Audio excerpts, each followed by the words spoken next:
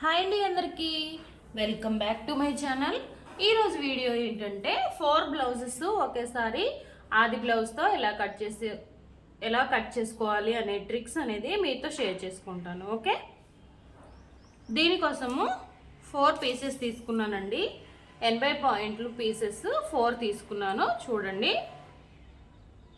1 2 3 4. Okay, ఈ 4 చక్కగా మడతలు అనేవి ఇటువైపు ఫోల్డింగ్ ఉండాలి, అటువైపు కూర అంచులు ఉండాలి. ఈ విధంగా ఉండేలాగా చూసుకొని వేసుకొని చక్కగా ఎక్కడ బయటికి అనేది రాకుండా ఒకే లైన్లో ఉండేలాగా చూసుకోండి. ఇక్కడ వచ్చేసి ఒక 1/2 ఇంచు మార్జిన్ వేసుకోవాలి. ఆది బ్లౌజ్ తీసుకోండి. ఆది బ్లౌజ్ తీసుకొని ఈ విధంగా ఫోల్డ్ చేసుకోండి. ఉక్సులు పట్టి కాజా పట్టి లోపలికి ఉండే విధంగా ఫోల్డింగ్ చేసుకోండి. ఓకే, ఈ విధంగా పట్టుకొని నడుము అయితే మార్క్ చేసేయాలి. మనము టక్స్ వేసుకుంటాం కాబట్టి ఒక 1 ఇంచ్ ఎక్స్ట్రా, ఇక్కడ ఖర్చు కోసం ఒక 2 ఇంచులు ఎక్స్ట్రా. ఓకే, ఈ విధంగానే పట్టుకోవాలి. మనమే ఎక్కడి వరకు అయితే మార్క్ చేసామో ఈ విధంగా చేత్తో ఈ విధంగా పట్టుకొని ఇక్కడ నెక్ డ్రా చేసుకుందాం. ఖచ్చితంగా కుట్టు దగ్గర దాకా ఒక మార్కింగ్ చేసుకోండి. నెక్స్ట్ వచ్చేసి పైకి ఒక 1/2 ఇంచు మార్క్ చేసుకోవాలి. ఇది ఇలాగే పట్టుకుని ఇక్కడ నుంచి ఇలా కుట్టు దగ్గరికి ఒక మార్క్ చేసుకోవాలి. ఇలా స్ట్రైట్గా ఒక మార్క్ చేసుకోవాలి. ఇలా 1/2 ఇంచు పైకి మార్క్ చేసుకోవాలి. ఇక్కడ మూడు మార్కింగ్లు ఖచ్చితంగా గుర్తుపెట్టుకోండి. ఓకే, ఇట్లా స్ట్రైట్గా పెట్టేసుకొని ఎక్కడ ముడతలు లేకుండా హైట్ మార్క్ చేసుకోవాలి. పొడవు దాని పైకి ఒక 1/2 ఇంచు. ఓకే, ఈ నెక్ వచ్చేసి ఖచ్చితంగా మనకి చక్కగా పట్టుకొని నెక్ దగ్గర నుంచి ఈ విధంగా మార్క్ చేసుకుని చూడండి, ఒక 1/2 ఇంచు పక్కకే మార్క్ చేసుకోవాలి. ఎందుకంటే కుట్ల కోసం ఇక్కడ కుట్లలకి 1/2 ఇంచ్ అనేది పోతుంది షోల్డర్ దగ్గర, ఇక్కడ 1/2 ఇంచ్ పోతుంది కుట్లలోకి. ఓకే, ఇక్కడ కుట్టులోకి కుట్టు దగ్గర దాకా ఒక మార్కింగ్ చేసుకోవాలి. 1/2 ఇంచ్కి ఒక ఎక్స్ట్రా మార్కింగ్ చేసుకోవాలి. ఇప్పుడు ఈ బ్లౌజ్ పీస్ అనేది తీసేద్దాం. ఇక్కడ మార్జిన్ వేసుకోవాలి.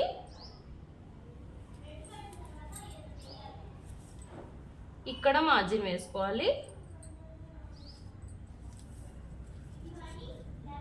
ఇక్కడ మార్జిన్ వేసుకోవాలి. ఇక్కడ స్ట్రైట్ మార్జిన్, ఇక్కడ స్ట్రైట్ మార్జిన్. ఓకే, ఇక్కడ వచ్చేసి జస్ట్ ఇలా చంక రౌండ్ తీసుకోవాలి.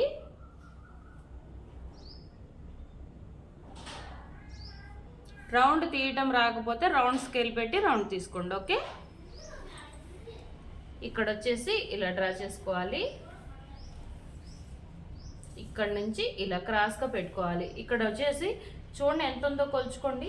2.5 2.25 అలా వచ్చింది కదా.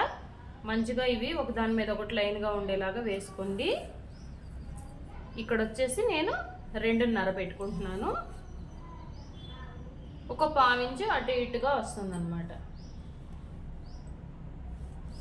ఇక్కడ నుంచి ఇలా రౌండ్ తీసుకోవాలి. ఓకే, ఇప్పుడు మనము మార్క్ చేసింది కట్ చేద్దాము.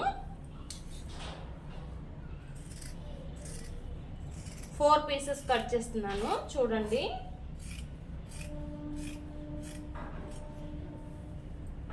ఎక్కడ కదలకుండా జాగ్రత్తగా కట్ చేసుకోవాలి. ఓకే,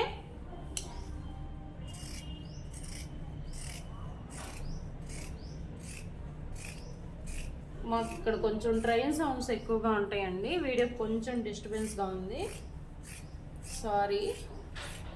ఓకే, కటింగ్ అయితే అయిపోయింది కదా.